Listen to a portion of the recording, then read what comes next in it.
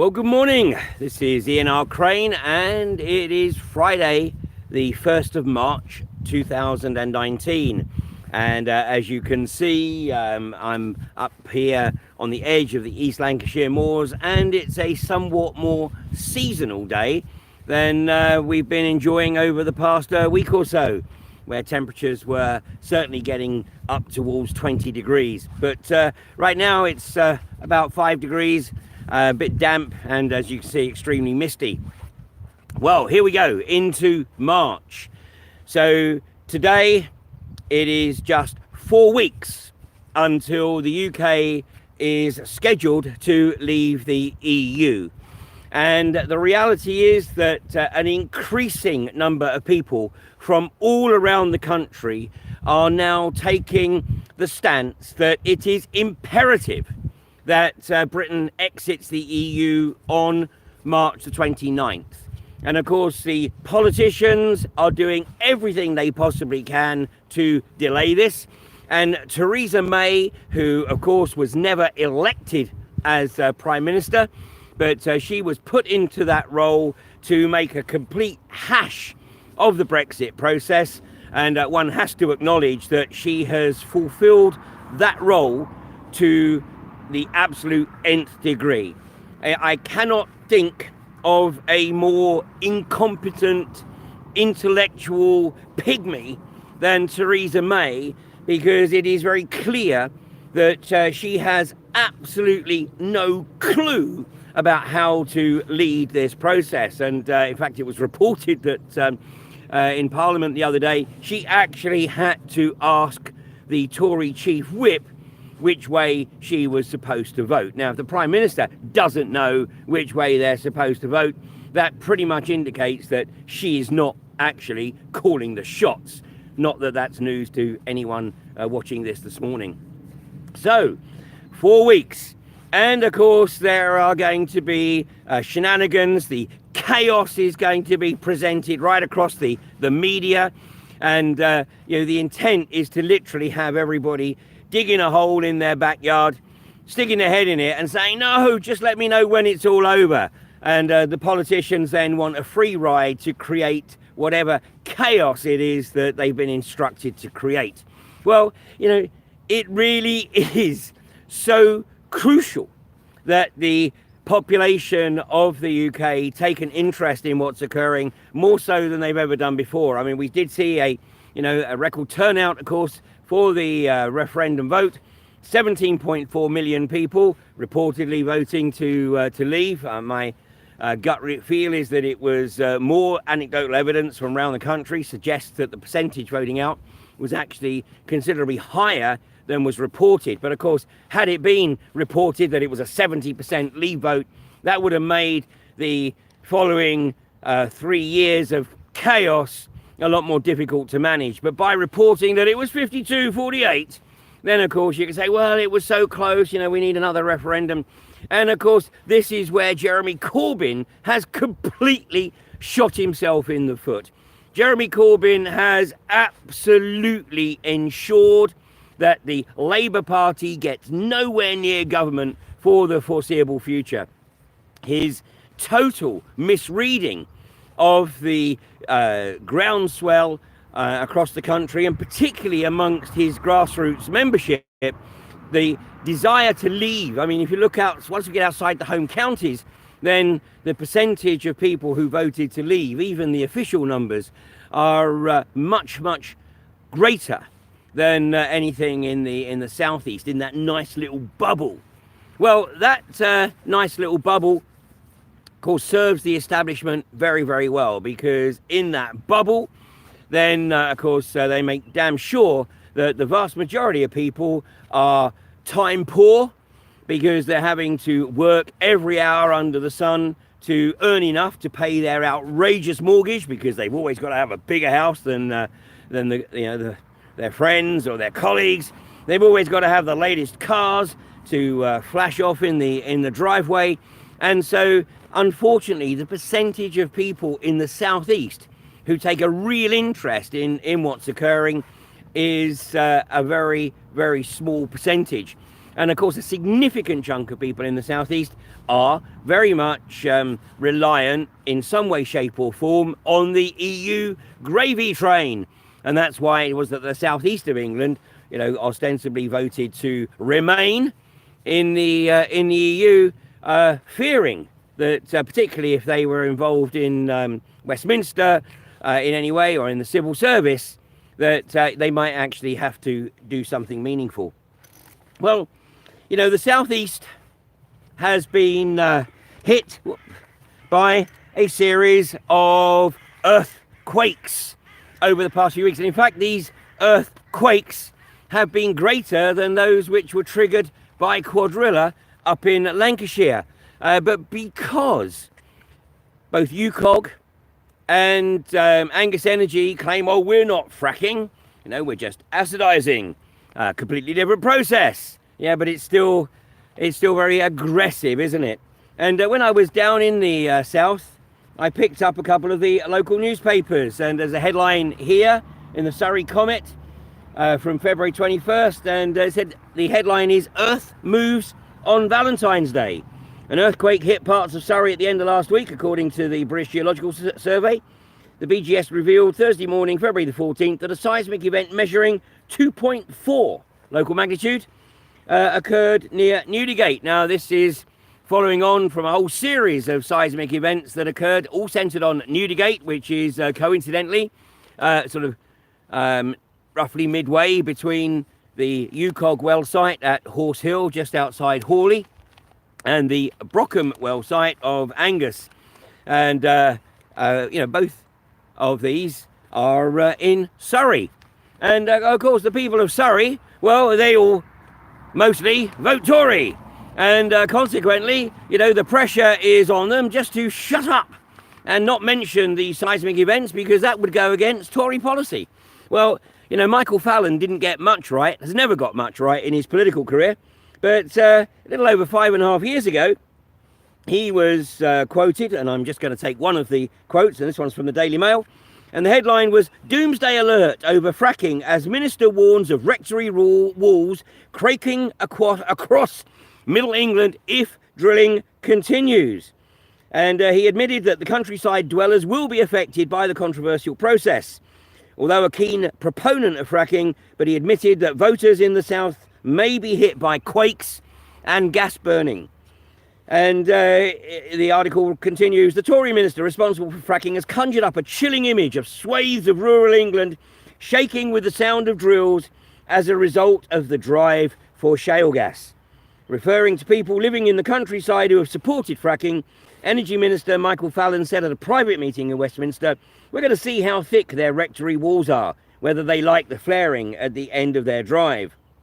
And these are in stark contrast to the public statements Michael Fallon made when he claims that fracking will ruin the countryside were just nonsense and scaremongering. Mr. Fallon is a huge enthusiast for fracking, arguing it offers the promise of lower energy bills and millions of pounds in compensation for local communities. The reality is that here what we're seeing is perhaps the duplicitous nature of an MP who, in his role at the time of Minister for Energy, on the public side of his face, purports to promote fracking, and yet privately said, well, basically, this is going to be a complete disaster. It's going to be a mess because fracking will trigger seismic events, and that's before we even touch on the flaring issues. So very prescient of Michael Fallon, because that's exactly what's occurring. And here was a full-page article in one of the other Surrey papers, and it said, "The quake sounded like my house was falling down. Residents across Mole Valley and East Surrey have described feeling another earthquake in the ongoing swarm of tremors. A 2.3 magnitude earthquake, originally recorded as 2.4, was recorded at Newdigate at 7:43 last Thursday." So Newdigate is very much now the earthquake capital of the southeast of England. So the bottom line is that anybody who is looking to sell their property in the Newdigate, Reigate, Redhill, Hawley, any of this area, basically your property right now is completely worthless. And if you don't declare these earthquakes, then in a property sale, in the inquiries, in the searches, then the bottom line is you may find yourself liable to legal action by the new owner, who subsequently discovers that these seismic events have been occurring. So the bottom line is that insurance companies are increasingly stating categorically that they will not take any responsibility for damage that is attributed with fracking or with unconventional oil and gas exploration. And it doesn't matter how you try and label it, the bottom line is that the operations at both Brockham and Horse Hill are unconventional. This is not traditional oil and gas abstraction, as is the case at Witch Farm. This is a completely different process. So, for the people in the south of England, yes, I know that anyone in the southeast of England watching this is probably watching it on the train. And, you know, you've had to leave your house at probably 7 o'clock this morning, and you're not going to get back till 7 o'clock tonight. And when you get home, all you want to do is have your dinner and put your feet up. Meanwhile, that's exactly what the government and the industry are relying on. They're relying on you not having the time or the energy, even if you have the inclination, to kick up stink about these seismic events. Of course, if these had occurred in the north of England, then the residents would be absolutely up in arms. But in the south of England, there's very little left of community anymore. The south of England is basically a dormitory for London. And, you know, I'm sorry to have to say this, but, you know, even my recent experience of commuting in the southeast when I was going up to the courts to support David Noakes, I mean, it is basically like being in Zombieville. I mean, it's like something out of a zombie movie where nobody talks to each other on the train. They've all got their heads in their phones, their earpieces in, and, you know, they are in a world of their own, being fed whatever shite they are tuned into. And so the government and the unconventional gas industry just wants to say thank you very much to all those people in the south of England for giving them a free ride. And despite the fact that it's all over the media that these earthquakes are occurring, and the only thing that's changed in the area is the activities at Horse Hill and Brockham. So any attempt to claim that this is just natural seismic activity is totally disingenuous. But wait, it gets worse, because on Wednesday morning at 3:42, a seismic event of 3.3 was measured at Newdigate. So this is the fourth seismic event in Surrey in 2 weeks, and this one was felt in Dorking, Reigate and Hawley, and it follows a 2.4 on the 14th, which I referenced earlier, and a 2.0 on the 19th, and now we have a 3.3. So obviously Quadrilla have walked away from Preston Road for the time being, whilst they try to put the pressure on the British government to lift the seismic limits. Whereas in the south, UKOG and Europa are just saying, well, it's nothing to do with us. No, nothing to do with us at all. It's completely coincidental that we're doing what we're doing at our respective well sites, and that these seismic events are occurring just up the road. Nothing to do with us at all, and any attempt to link them to us is, well, disingenuous. Well, sort of pot, kettle and black, really, isn't it? So it's ultimately up to the people in the south of England. Are you going to just roll over and let these seismic events continue and prove Michael Fallon, the former nursery school owner turned Minister for Energy, and allow his prescience to hold that basically the people in the south of England, they're going to see the rectory walls move and they're just going to roll over?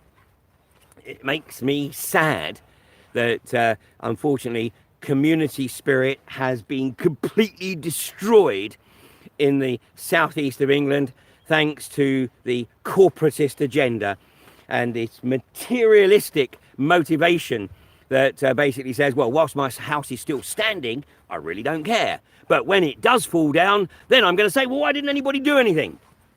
Look in a mirror and ask yourself that question. Meanwhile, of course, the fact that the Brexit chaos is going to give the government an opportunity to bury a whole bunch of other stuff, not least 4G.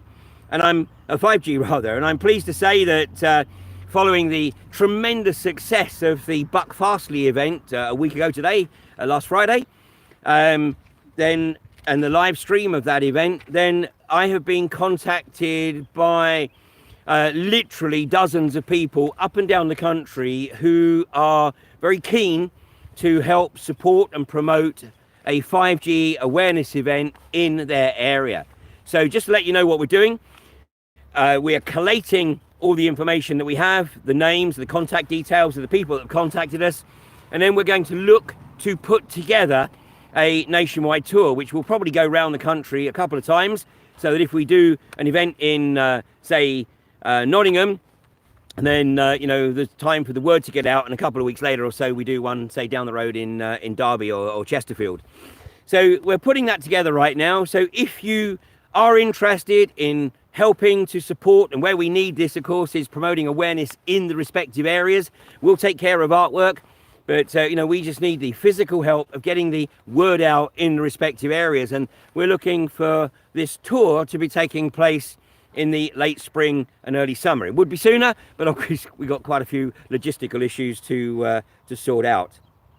So we will be doing an event somewhere in the northeast on March 27th. Now this is Wednesday, March 27th, 2 days before Brexit. But we'll be doing an event in the northeast because the following day is when Mark Steele is due in court for the appeal against his criminal conviction for allegedly harassing Gateshead councillors. So obviously we need massive support for Mark at the court case in Newcastle Crown Court on the 28th. And we'll take the opportunity to have a 5G awareness event on the previous day. Of course, details will be announced nearer the time. So, well, no rest for the wicked, as it were. And of course, the parliamentarians are going to be focused on doing what they do best, which is basically talk and do nothing. And, the chaos that is ensuing surely is demonstrating to an ever-increasing number of people that our political system is totally broken. And of course, these attempts to establish a middle ground party are looking to break the dominion, allegedly, of the two-party system. But actually what they're going to do is endorse it. Just like the SDLP back in the 1980s, and even UKIP. These parties that have emerged have never really managed to break the hold of the two-party system.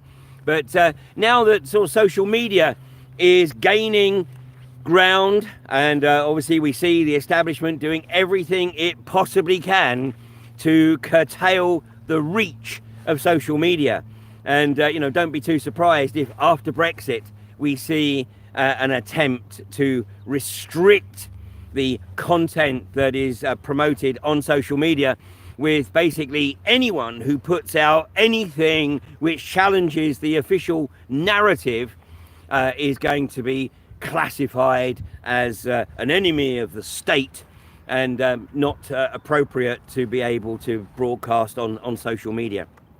So never has actually the political scenario in the UK been more interesting, but never has there been a greater requirement for people to participate.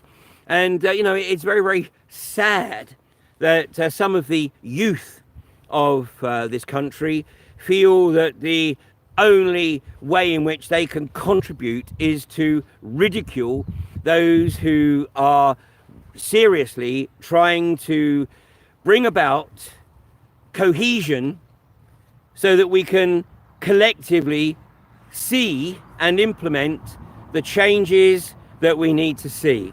And I can see some of the comments coming through here, and one of those individuals is posting on this video. And if this is the level of intellect of the youth of today, then sadly this country perhaps does not have a great future to look forward to. And that is why it's so crucial for those people who have the experience, the people who have been around, the people who have seen life pre-EU, and of course subsequently endured, was it 47 years of EU interference in life in this country. And anyone who says that life is a lot better now than it was, then obviously they are not talking from experience, because those of us who do remember life prior to the EU remember the days when a family could survive on a single income, when a single income would provide sufficient income to pay rent or mortgage, to keep a roof over the head of the family, for the food to be provided for the family, for an annual holiday to be enjoyed, and if the other partner in the relationship wanted to work, it was purely voluntary. Today we have a situation where very, very few families are able to survive on a single income, and thus of course we're seeing the breakup of the family. So it's down to each and every one of us, and I make no apologies for trying to motivate and stimulate people's curiosity, because I don't profess to have all or any of the answers, because that's down to the collective, to each and every one of us. So the only way in which we bring about the changes that we know we need to see are for people to do their own research and come to their own realization of what is unfolding, what needs to be done, and the recognition that if we don't get involved, we will be condemning future generations to lives of currently unimaginable abject misery. So here we are, 1st of March, 28 days prior to Brexit. And once Brexit is implemented, then there can be no doubt that the days when politicians can be doing this and pointing the finger elsewhere at the problems that endure are over, because it will be down to Westminster. And if we don't have politicians in position who are prepared to do the right thing for the people that they purport to represent, then they need to stand aside and let those who will do the right thing step into their place. So thanks for joining me today. Have a great weekend. Unfortunately, the weather for this weekend isn't forecast to be quite what it was last weekend, but nonetheless, if you can't get outside, then maybe use the opportunity to do some research and come to your own realization of what's occurring. You have a great day, and I will catch with you on Monday at 8:30. You take care now.